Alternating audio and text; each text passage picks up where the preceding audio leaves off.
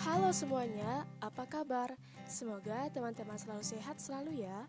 Namaku Sekar Adelia Kusmiati dari kelas 12 IPA 1 SMA Negeri Sumatera Selatan.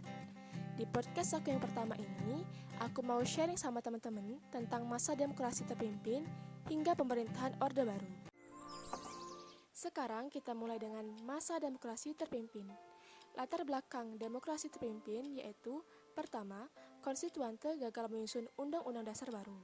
Dan yang kedua, Dekret Presiden 5 Juli 1959. Sekarang kita beranjak ke perkembangan ekonomi pada masa demokrasi terpimpin. Langkah yang ditempuh pemerintah untuk menunjang pembangunan ekonomi antara lain 1. Pembentukan Badan Perancang Pembangunan Nasional. Yang kedua, penurunan nilai uang atau devaluasi. Yang ketiga, kenaikan laju inflasi. Namun, masalah ekonomi terus melanda pemerintah Indonesia disebabkan karena pertama, semua kegiatan ekonomi terpusat. Kedua, masalah ekonomi tidak diatasi berdasarkan prinsip-prinsip ekonomi. Yang ketiga, kemenangan politik diutamakan sedangkan kehidupan ekonomi diabaikan. Nah teman-teman, sekarang kita beranjak ke perkembangan politik pada masa demokrasi terpimpin. Pada masa ini, partai politik mengalami pembubaran secara paksa.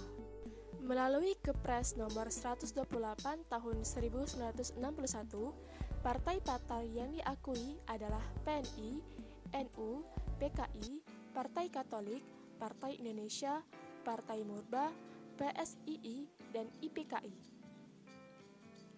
Sekarang kita beralih ke perkembangan sosial budaya pada masa demokrasi terpimpin. Yang pertama, pendidikan. Sejak tahun 1959 di bawah Menteri P dan K Profesor Dr. Prijono disusun suatu rencana pengajaran yang disebut Sabta Usaha Tama. Yang kedua, ada komunikasi massa. Surat kabar dan majalah yang tidak seirama dengan demokrasi terpimpin harus menyingkir dan tersingkir. Yang ketiga, kehidupan budaya. Konferensi Nasional Sastra dan Seni Revolusioner atau KSSR ingin buktikan bahwa suasana kebudayaan berada di bawah kekuasaan PKI. Namun, benteng Pancasila tidak dapat ditaklukkan oleh PKI. Peristiwa 30 September 1965 menjadi titik awal bagi keruntuhan Soekarno dari panggung politik Indonesia. Adapun latar belakang lahirnya Orde Baru yaitu karena terjadinya peristiwa gerakan 30 September 1965 yang mengakibatkan keadaan politik, keamanan, dan perekonomian semakin memburuk. Sekarang kita beralih ke kehidupan politik masa Orde Baru. Adapun upaya untuk melaksanakan Orde Baru. Yang pertama, melakukan pembaruan menuju perubahan seluruh tatanan kehidupan masyarakat. Yang kedua, menyusun kembali kekuatan bangsa menuju stabilitas nasional. Yang ketiga, menetapkan demokrasi Pancasila. Yang keempat, melaksanakan pemilu secara teratur. Langkah yang diambil pemerintah untuk penataan politik dalam negeri yaitu program Kabinet Ampera. Yang kedua, pembubaran PKI dan ormas-ormasnya.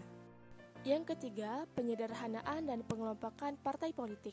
Keempat, pemilihan umum selama masa Orde Baru, upaya-upaya pembaruan dalam politik luar negeri. Yang pertama, Indonesia kembali menjadi anggota PBB. Yang kedua, membukukan hubungan diplomatik dengan Republik Rakyat Cina. Yang ketiga, normalisasi hubungan dengan beberapa negara, seperti dengan negara Singapura dan Malaysia. Sekarang kita beranjak kehidupan ekonomi masa Orde Baru. Adapun cara yang ditempuh pemerintah yaitu 1.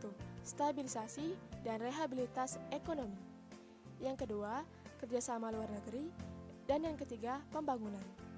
Penyebab utama runtuhnya kekuasaan Orde Baru adalah adanya karena krisis moneter tahun 1997. KKN semakin merajalela, sementara kemiskinan rakyat terus meningkat. Pada akhirnya, tanggal 21 Mei 1998, Presiden Soeharto mengundurkan diri dari jabatannya sebagai Presiden Republik Indonesia. Teman-teman, semoga informasi yang aku berikan dapat bermanfaat buat kalian semua. Terima kasih udah dengerin podcast aku dan jangan lupa buat dengerin podcast aku selanjutnya. See you again guys. Dah.